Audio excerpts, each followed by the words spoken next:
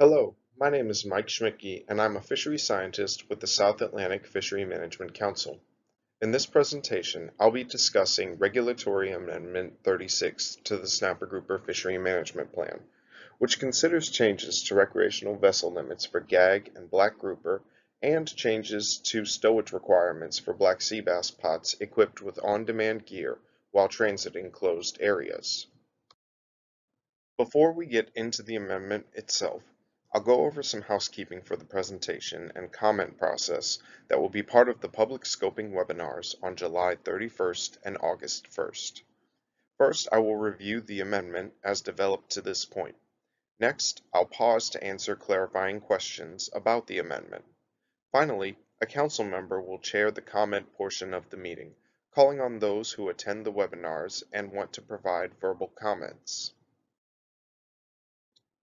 The South Atlantic Council is one of 8 regional management councils that are responsible for managing fisheries in the U.S. exclusive economic zone, which ranges from 3 to 200 miles offshore. The South Atlantic Council is responsible for EEZ waters off North Carolina through the Florida Keys. Council members include recreational and commercial fisheries stakeholders, state marine agency representatives, and federal agency representatives. The 13 voting members include the Marine Agency representative from each state, 2 citizen representatives from each state, and the Southeast Regional Administrator of NOAA Fisheries. The Council's role in the management process is to develop management plans for South Atlantic fisheries and to recommend regulations to NOAA Fisheries. NOAA Fisheries considers Council recommendations and implements fishery regulations for federal waters. Regulatory Amendment 36 is being developed to address 2 main issues. The first issue involves gag and black grouper recreational vessel limits. Through Snapper Grouper Amendment 53, recreational vessel limits were established for gag and black grouper as 2 gag and 2 black grouper per vessel per day or trip for the private and for-hire components, respectively. These limits went into place in October of 2023. However, during the amendment development process, the Council intended for the recreational vessel limit for these species to be an aggregate limit, meaning 2 fish of either gag or black grouper could be retained per vessel per day or trip. An aggregate vessel limit aligns with the recreational bag limit that has been in place since before Amendment 53, which is an aggregate limit of 1 gag or black grouper per person per day. An aggregate vessel limit would also better align with Council efforts to rebuild the gag stock, which is currently overfished. So, one action in the amendment will consider changes to those recreational vessel limits. The second issue being addressed through Regulatory Amendment 36 is addressing the stowage and transportation of commercial black sea bass pots equipped with on-demand gear. On-demand, also known as ropeless pots, are black sea bass pots that are fished without a vertical line remaining in the water column. Removal of the vertical line lessens the risk of whale entanglements, which have become of particular concern along the U.S. Atlantic coast due to the decline of North Atlantic right whales and documented interactions with fishing and boating activities. Instead of a vertical line in the water column, the retrieval mechanism for on-demand gear is stored with the pot on the bottom. Several on-demand retrieval systems have been developed, including versions with a rope and buoy that is tied down to the pot and released via remote control or on a timer, as well as others that do not use a vertical line at all, instead using mechanisms like inflatables to bring the pot to the surface. A variety of on-demand pot configurations have been experimentally used in the black sea bass commercial fishery since 2021 under exempted fishing permits, the most recent of which expires in April 2025. A workshop reviewed preliminary results of this study in August 2023. These results indicated that on-demand pots were effective at catching black sea bass, while also reducing the probability of whale entanglements. Expanded use of on-demand gear in the greater black sea bass pot fishery was supported by the commercial fishermen that tested the gear as part of this experimental study. With the feedback from fishermen, preliminary results of the study, and the upcoming expiration of the EFP, through Regulatory Amendment 36, the Council reviewed current regulations to determine whether any regulatory changes were necessary to allow the use of on-demand gear. The Council found that current regulations do not prohibit the use of on-demand gear, provided that pots equipped with this gear adhere to the requirements of the Black Sea Bass pot fishery, including the current allowable times and areas, marking requirements for ropes and buoys when used, identification requirements, and others. During scoping, Black Sea Bass Pot endorsement holders informed the Council that the requirement to detach the buoy from the pot while transiting some closed areas would create difficulties in being able to efficiently set up and break down the on-demand gear due to how it is constructed. Therefore, the Council is considering alternative provisions that will give some indication that on-demand pots are not being actively used in closed areas, but also allow fishermen to practically deploy pots when they do reach legal fishing grounds and to stow them during transit. As a brief aside, I do want to note that while the current operating research project has an EFP that allows experimental pot fishing in nearshore areas that are closed to the general pot fishery, this amendment is not considering reopening of those areas. Consideration of that would require a more extensive review of current harvests and the stock status. The Council is developing another Black Sea Bass related amendment, Snapper Grouper Amendment 56, which is considering larger scale changes to Black Sea Bass catch levels and other regulations. Reopening of the nearshore areas for on-demand pots could be one of the management actions that would be considered under Amendment 56. Here we see the projected timeline for Regulatory Amendment 36. This process officially started in December of last year, and we are now in the public hearing step of the process. This means the Council has gone through a couple rounds of discussion, heard comments from the public through scoping, seen a draft of the amendment, and settled on the actions and alternatives that will be considered. The Council has selected preferred alternatives to indicate their current stance on each action. However, the final decisions have not been made. Through public hearings, the Council seeks input from stakeholders on which of the alternatives that are included in the amendment should be recommended for implementation. Additionally, the Council is developing rationale for their final decisions, so they are looking to gather information on why a particular alternative should or should not be implemented, so they can include that reasoning with their recommendations. The Council will make their final decisions on this amendment at the September 2024 meeting in Charleston, South Carolina. If the Council approves the amendment for submission to the Secretary of Commerce at this meeting, they will then direct staff to finish up the amendment with their final decisions included and submit it to be considered for implementation. NOAA Fisheries would then undergo their rulemaking and review process before the regulations become effective. If all steps happen according to schedule, the Council's intent is for regulatory changes from this amendment to be effective before May 1st of 2025, which is the start of shallow water grouper season that year in the South Atlantic. Over the next few slides, I'll show the two actions included in this amendment, along with the alternatives being considered for each.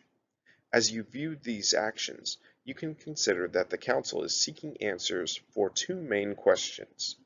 First, which alternative or alternatives should be selected as preferred under each action? Second, why should the Council select this or these alternatives rather than another? Action 1 considers changes to the recreational vessel limits for gag and black grouper.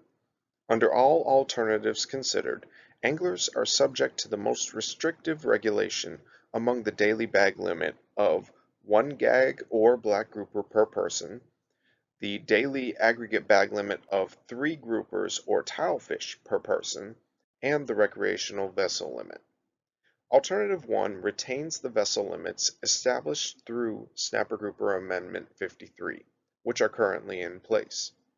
For private vessels, these are 2 gag per vessel per day and 2 black grouper per vessel per day.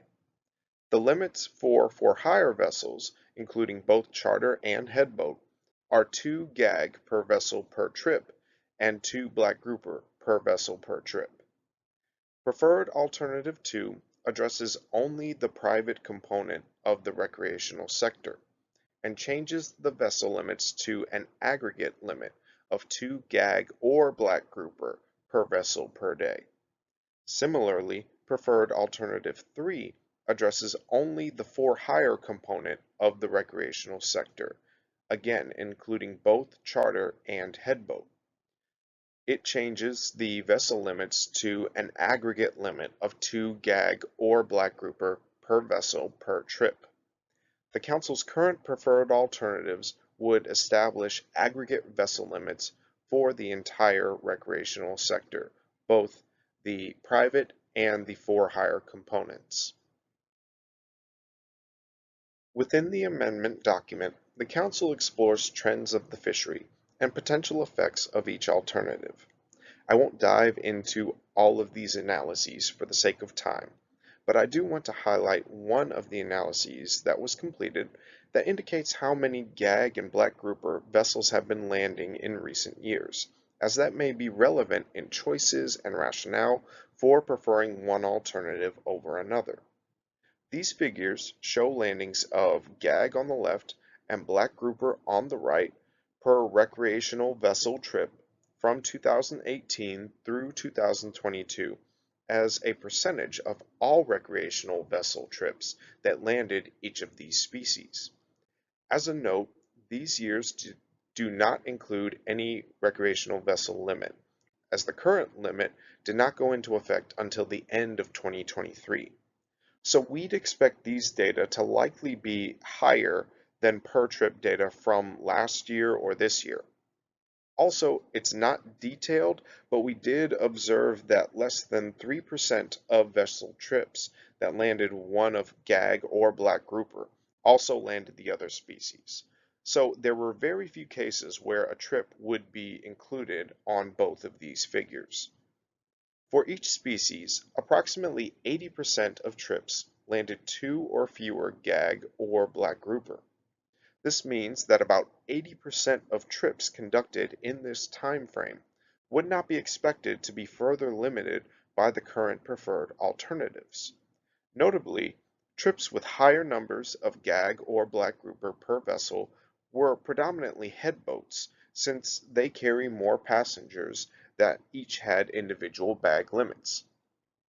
Headboat stakeholders have expressed concern about recent applications of recreational vessel limits to that component of the fishery. The Council in this amendment is primarily seeking regulatory consistency for gag and black grouper. However, in June of 2024, the Council directed the development of a report that would help them explore effects of vessel limits on the headboat component and potentially consider future changes for snapper grouper species caught by headboats beyond just gag and black grouper. Action 2 considers changing how black sea bass pots equipped with on-demand gear may be stowed during transit through some types of closed areas.